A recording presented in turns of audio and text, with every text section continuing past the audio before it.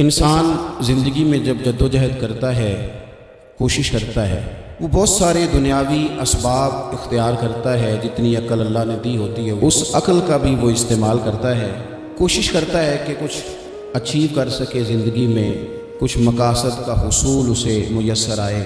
عزیز بھائیوں، ایک بات اپنے ذہن میں اچھی طرح بٹھا لیں اور لکھ لیں کہ زندگی میں جو کسی بندے کو کامیابی حاصل ہوتی ہے وہ رب تعالیٰ کی مدد سے حاصل ہوتی ہے۔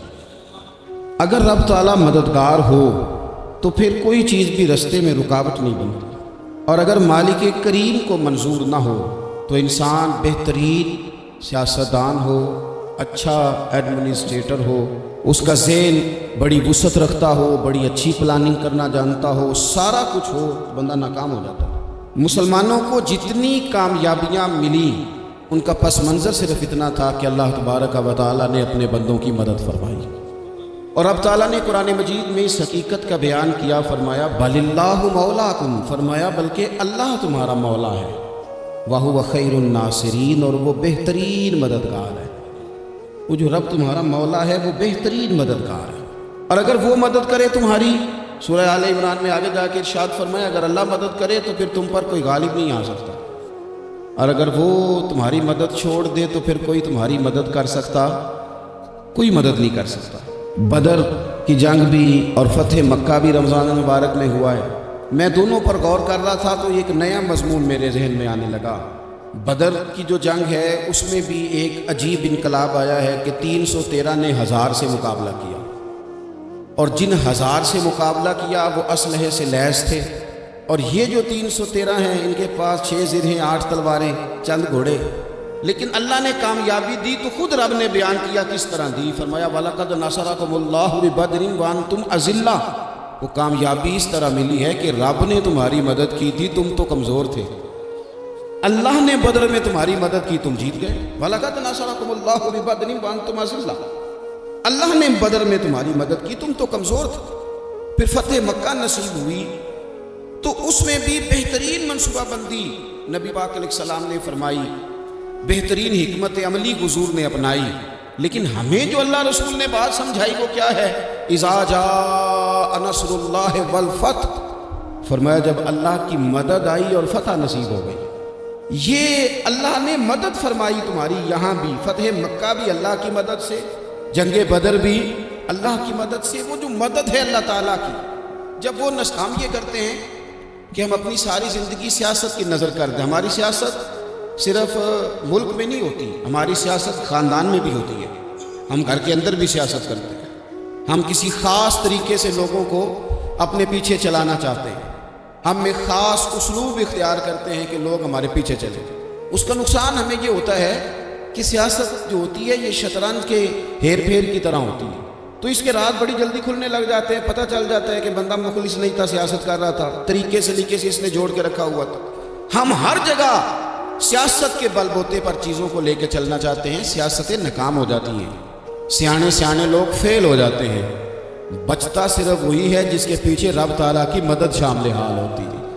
اپنی زندگی کے اندر ہم جو کچھ بھی کر رہے ہیں، جس شعبے سے بھی ہمارا تعلق ہے، آج ہم نے اس بات پہ غور کرنا ہے کہ پہلے تو یہ غور کر لیں کہ جو کام ہم کر رہے ہیں کیا وہ کام ایسا ہے کہ اس میں اللہ کی مدد ہمیں ملے گی؟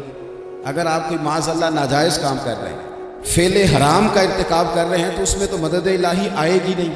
پہلے تو یہ دیکھیں جو کر رہے ہیں وہ کام مدد الہی والا ہے، اور اگر اللہ تعالیٰ کی مدد والا وہ کام ہے پھر اس پر غور کریں کہ کیا ہم نے مالک سے مدد کا سوال کیا ہے، ہمیں مدد میسر آ رہی ہے۔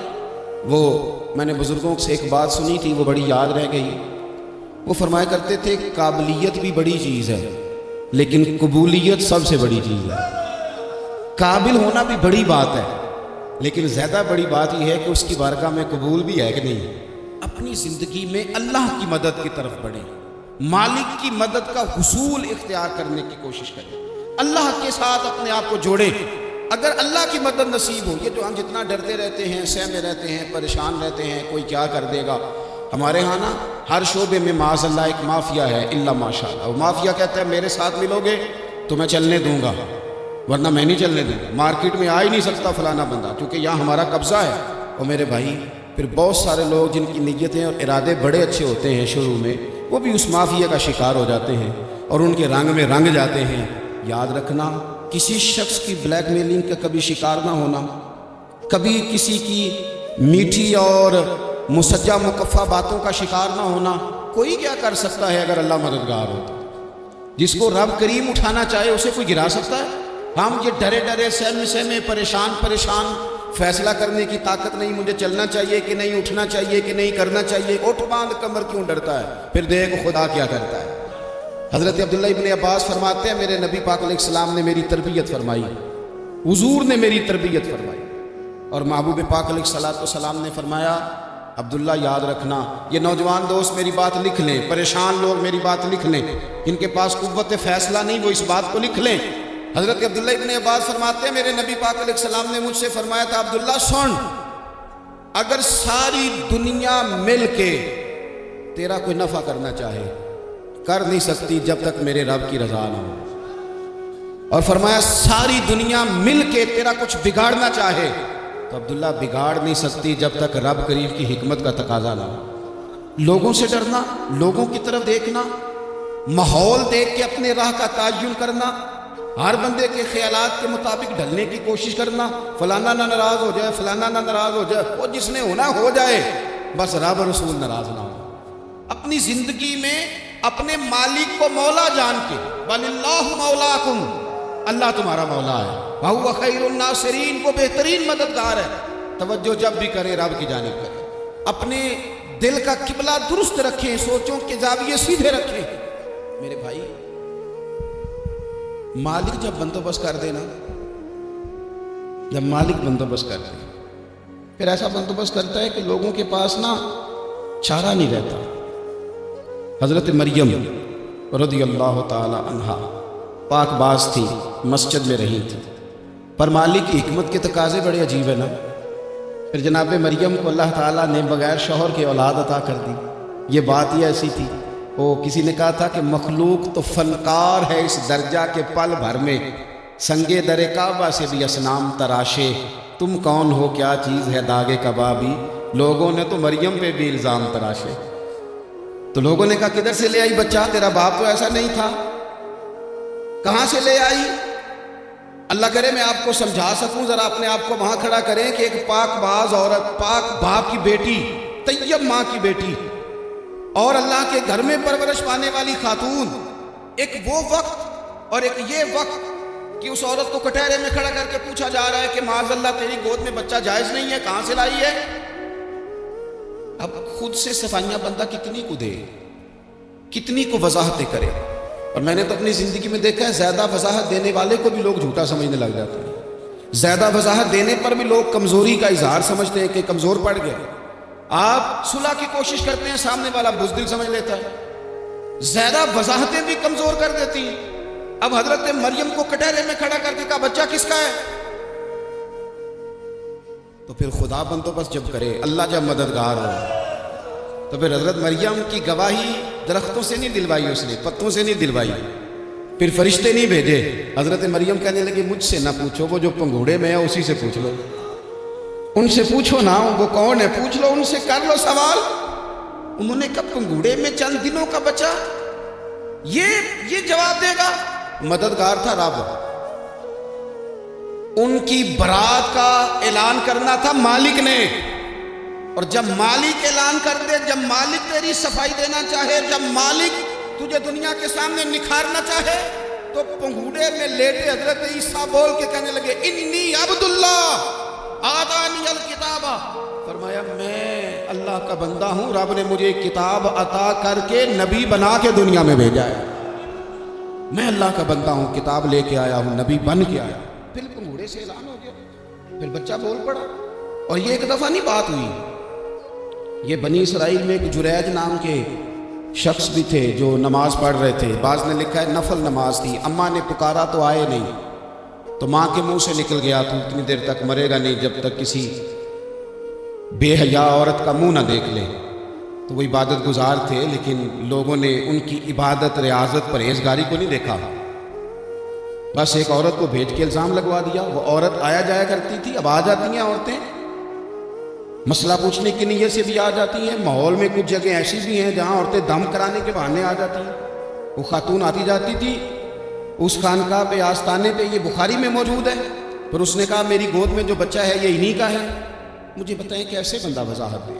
حالات خراب ہو گئے، لوگ کٹیا جلانے لگے، ماحول اور طرح کا بن گیا۔ میرے نبی پاک علیہ الصلوۃ والسلام فرماتے ہیں پھر اس رب کے بندے نے کہا مالک تو کریم ہے، تیری مشیت کا تقاضا آیا جو میری ماں نے جملے بولے تھے، پر اب میں وضاحت دینے کے قابل نہیں رہا، اب تو ہی کرم کرے گا تو دروازہ کھلے گا۔ تو وہ چند دنوں کا بچہ پنگوڑے میں بول کے کہنے لگا میں اس درویش کا نہیں، میں تو فلانے چرواہے کا بچہ ہوں، وہ جو بکریاں چراتا ہے۔ رب کی مدد کو پکاریں، اپنے ساتھ اپنے مالک کی مدد کو شامل کریں، تھوڑے رزق پر بھی گزارا اچھا ہونے لگ جائے گا۔ سارے لوگ آپ کو گرانے کی تدبیریں کر رہے ہوں گے اور مالک آپ کو عزتیں عطا فرما دے گا، اس کی بارگاہ سے حکمت کا تقاضا اور ہو جائے گا۔ ہم نے ساری زندگی لوگوں کو راضی کرنے میں گزار دی، ساری زندگی بڑھاپا آ گیا بچوں کو پالتے، اور بچوں نے آخری عمر میں کہہ دیا ابا اگر کوئی ڈھب کا کام کر لیتے تو آج ہمارے دن بھی پھر نہ جاتے۔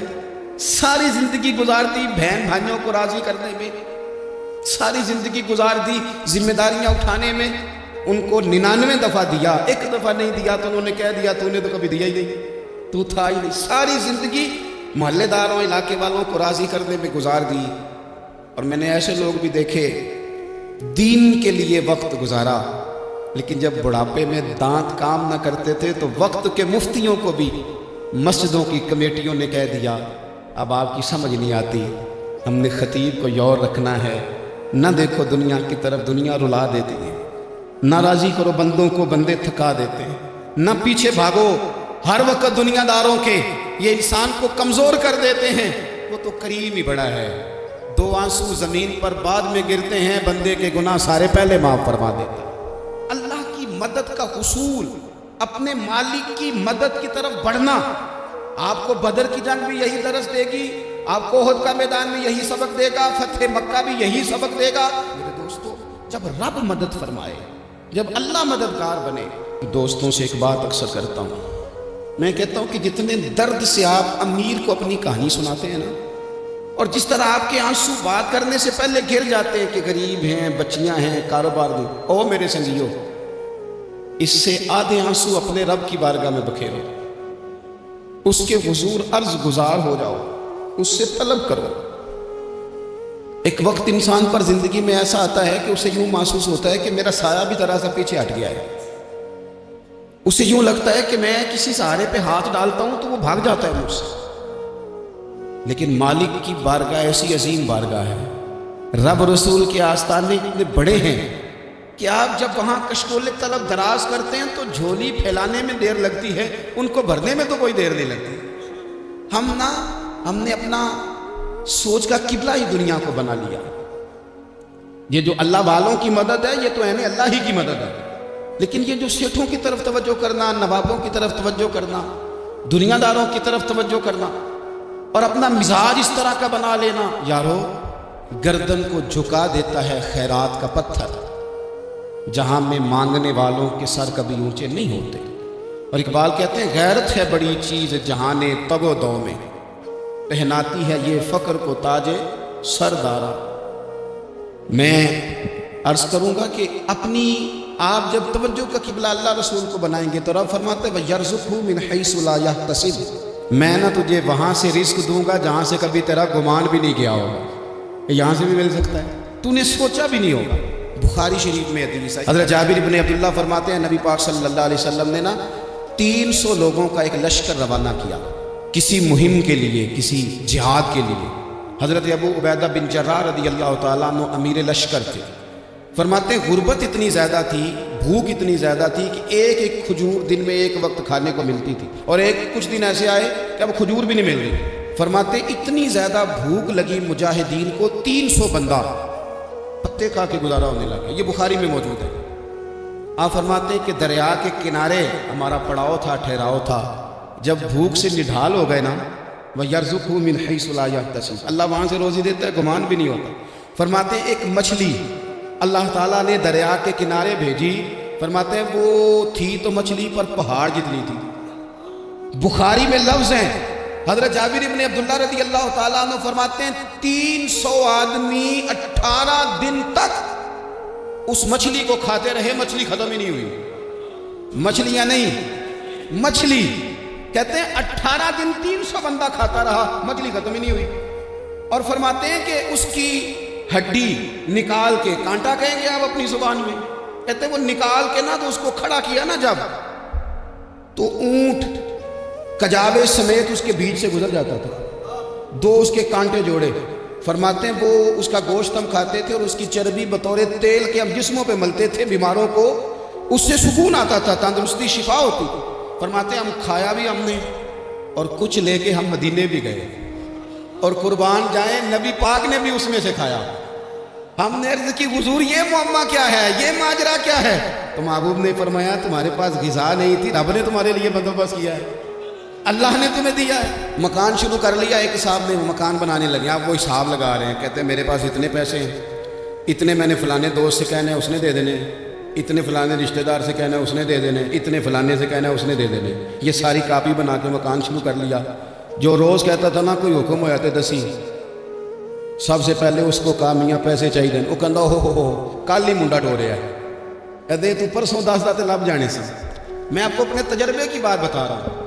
جن لوگوں کا خیال ہوتا ہے نا کہ آپ سٹارٹ کریں فلانا کام، ہم آپ کے ساتھ ہیں، اللہ کا ہی کوئی نظام ہے، وہ بالکل بھی نہیں ساتھ ہوتے۔ لیکن ایسا نہیں ہے کہ کوئی ساتھ نہیں ہوتا، اللہ تعالیٰ بڑے اسباب پیدا کرتا ہے، وہاں سے دیتا ہے جہاں سے گمان بھی۔ ہمارا یہ ذہن بن جاتا ہے ہم ساری اپنے حساب سے چلتے ہیں، اتنے رشتہ داروں سے، اتنے، کون آپ کے ساتھ چلے گا؟ سوال ہی نہیں پیدا ہوتا۔ یہ سارے کام چھوڑ کے سب سے پہلے 2 رکعتیں پڑھو، اپنے رب کی بارگاہ میں، رسول کائنات کی بارگاہ میں گزارشات اور استغاثے پیش کرو، وہاں سے خیر طلب کرو۔ دنیا دار کیا دیں گے، کیا دے سکتے ہیں، کیا حیثیت ہوتی ہے کسی کی؟ اللہ کہتا ہے وہاں سے دوں گا۔ تو جو اللہ مال دے وہ لینا چاہیے کہ رشتہ داروں کا مال دیکھنا چاہیے؟ جو اللہ دے وہ لینا چاہیے کہ سیٹھوں نوابوں کی جیبیں دیکھنی چاہیے؟ جو اللہ دے وہ قبول کرنا چاہیے یا دیکھنا چاہیے کون سا آدمی کہاں پہنچ گیا؟ چھوڑو، اپنی مٹی پہ چلنے کا سلیقہ سیکھو۔ کسی کے سنگ مرمر پہ چلو گے تو پھسل جاؤ گے، پھسل جاؤ۔ اس پر ایک اور بات عرض کر دوں، صحیح بخاری سے، مسلم سے ایک اور بات۔ کچھ چیزیں ایسی ہیں جن سے اللہ کی مدد آتی ہے، مدد ملتی ہے۔ ایک چیز ان میں سے ایسی ہے جس سے بہت مدد نازل ہوتی ہے، وہ ہے کہ جب رب آپ کو دے نا تو پھر آپ بھی اس کے رستے میں دیں، پھر مدد آتی ہے، پھر اور آتا ہے۔ بخاری مسلم میں حدیث ہے، یہ زیادہ ہی توجہ طلب عمر ہے، اس پر آپ غور کریں گے۔ حضرت ابو ہریرہ فرماتے ہیں کہ نبی پاک علیہ السلام نے فرمایا ایک شخص نے بادلوں کے اندر سے آواز سنی کہ فلاں آدمی کا کھیت اور باغ خشک ہو گیا ہے، وہاں برسو اور اس کے کھیت کو سیراب کرو۔ وہ بڑا حیران ہوا کہ بادل سے آواز آ رہی ہے۔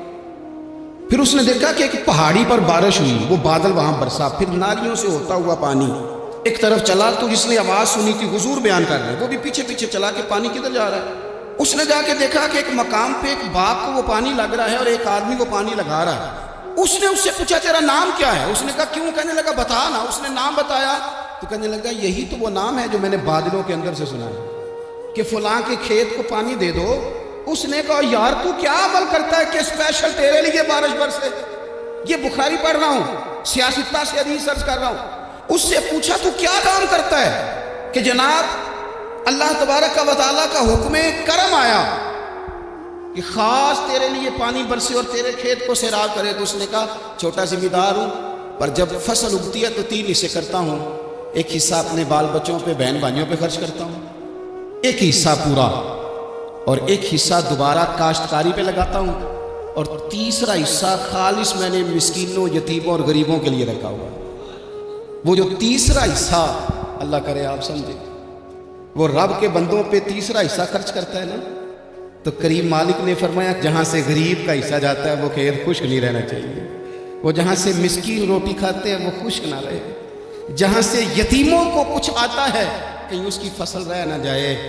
میں اور آپ بھی اگر اپنے مال میں مسکینوں، یتیموں، غریبوں کے حصے رکھ لیں گے تو فصلیں خشک نہیں رہیں گی، ان کے اندر تازگی آئے گی، نور آئے گا، کرم آئے گا، خاص کر خدا کی رحمت برسے گی۔